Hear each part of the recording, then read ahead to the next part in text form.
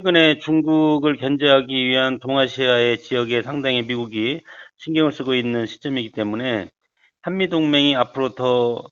훨씬 더 공고해질 가능성이 상당히 크다고 봅니다. 미국이 지금 미국의 어떤 지금 이 정세를 보는 시각을 보면 군사와 경제를 분리하는, 정치와 경제를 분리하는 그런 어떤 그 전략을 취하고 있다고 봅니다. 특히 한국과 일본이 최근에 수입 규제 문제로 지금 무역 갈등이 일어나고 있지 않습니까? 이런 것들에 대해서 미국은 최대한 간섭을 자제하고 그 대신에 최근에 호르무즈 해협의 호위 연합체 구성이라든가 아시아의 중거리 미사일 기지 선정 같은 것을 가지고 한미 동맹 그리고 일본과 한국을 동아시아의 핵심 거점으로 미국이 생각하고 있기 때문에 최근에 이런 무역 갈등과 이런 여러 가지 군사적인 이런 것들과는 전혀 별개로 미국이 생각하고 있기 때문에 훨씬 더 안보 동맹적인 측면에서 아시아의 어떤 패권 국가인 중국을 견제하는 미국의 어떤 안보 동맹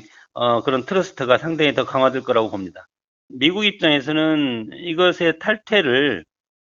상당히 여러 가지 견제할 가능성이 상당히 큽니다. 그래서 미국이 동의해주지 않을 가능성이 상당히 크고 이런 상태에서 지금 우리가 이 카드를 들고 나온 것은 이 한일 무역 갈등, 특히 이제 백색 국가에서 일본이 우리를 이미 제외를 했고 이거에 대해서 미국이 중재 역할을 할 수 있도록 미국을 끌어들이는 어떤 정치적인 그런 전략으로서 이것을 들고 나온 것이지 정말 이것이 우리 정부가 정말 이것에 대해서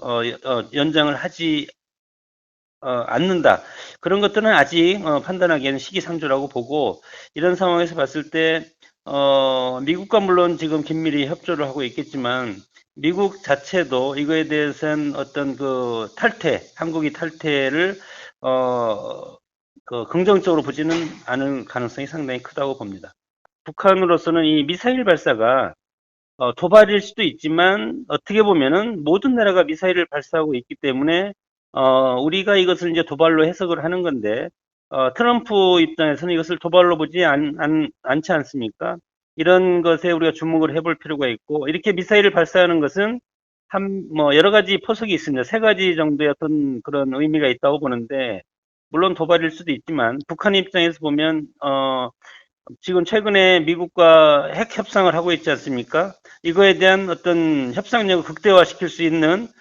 그런 어떤 정치적인 효과를 노렸고, 그리고 두 번째는 한미 군사 훈련을 우리 하지 않기로 이렇게 남한 당국한테 여러 번 압박을 했는데 이것을 진행이 되니까 현재 어떤 문재인 정부에 대한 강한 어떤 불만 이것을 이제 표출했다고 보고 그리고 세 번째는 북한이 성군 정책을 쓰지 않습니까? 그렇기 때문에 이 미사일을 발사함으로써 군 내부의 어떤 그 혼란스러운 것을 잠재우고 그리고 성군 정체라는 군을 정치의 전면에 내세우는 그리고 어떻게 보면은 군을 좀 더 챙겨주는 그런 김정은 위원장의 여러 가지 어떤 전술이라고 봅니다. 최근에 이 미사일의 여러 가지 재원과 성능을 보면 미국을 위협하는 대륙간 탄도탄이라든가 이런 것들이 ICBM급이 아니지 않습니까? 다만 여러 가지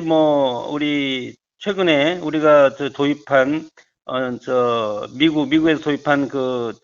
전략 무기들을 견제하기 위한 그런 미사일이기 때문에 트럼프 대통령이 언급을 했듯이 이것이 북미 협상에 실무 협상에 큰 영향을 끼치지 않을 것이고 결국은 북한의 핵을 어떻게 폐기하고 그리고 더 이상 핵 개발을 하지 않고 핵 동결과 핵 폐기 이 수준으로 몰아가는 그런 것들이 미국의 전략이기 때문에 이런 미사일 발사라든가 이런 말초적인 이런 도발에는 큰 협상에는 크게 영향을 끼치지는 않을 것이다 이렇게 전망을 합니다.